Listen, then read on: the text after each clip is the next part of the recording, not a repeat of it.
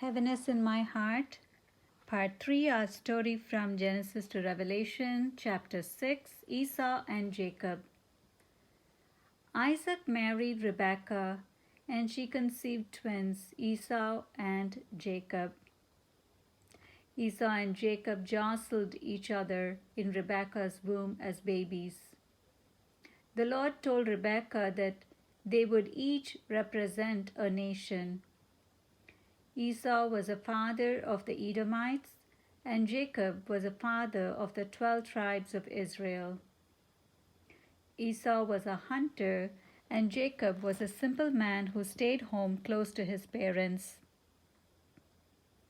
Isaac favored Esau, and Rebekah favored Jacob.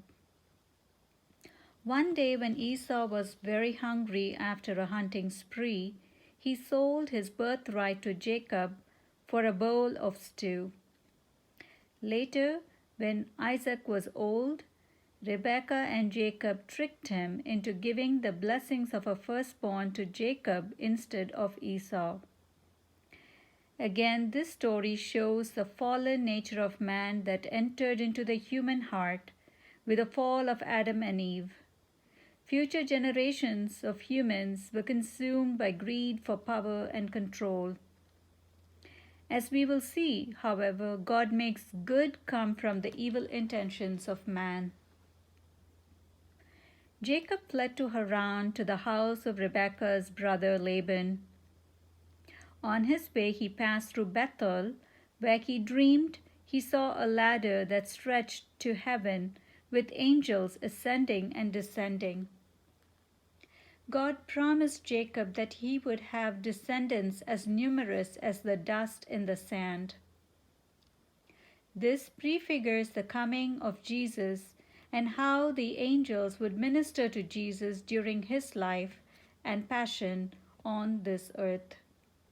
We can recall at least 2 instances where the angels came to visit Jesus. First, when he was tempted by the devil in the desert immediately after his 40 days of fasting, and second, when the angel ministered to him in the Garden of Gethsemane to prepare him for his passion and crucifixion. Jacob paid for his trickery when he was outwitted by his uncle and father-in-law Laban. Jacob fell in love with Laban's second daughter Rachel, and Laban agreed to give his daughter in marriage in exchange for 7 years of labor.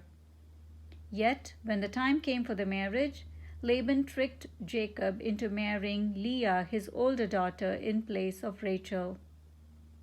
When Jacob discovered he had been tricked, it was too late. Eventually, he also married Rachel, but only after another 7 years of hard work for Laban. The cycle of trickery continued when Jacob took the stronger, healthier, and larger number of flocks of goats and sheep from Laban. Jacob negotiated a separation with Laban and took his wages for the years of service he provided Laban before his return to Canaan. After many years of serving Laban, Jacob and his household traveled back to Canaan. On his way back to Canaan, Jacob wrestled with God until daybreak, and Jacob would not let him go until he blessed him. God blessed him and gave him a new name, Israel. His brother Esau, who has aged by now, forgave Jacob, and they reconciled with each other. Esau welcomed Jacob into his household. We see mercy and love triumph over vengeance and retribution in this reunion. Later in the Bible, Jesus teaches us the uselessness of materialism and the importance of making treasures for ourselves in heaven. God favors those who allow themselves to be exploited for the sake of peace and love. They are the ones that God blesses in abundance.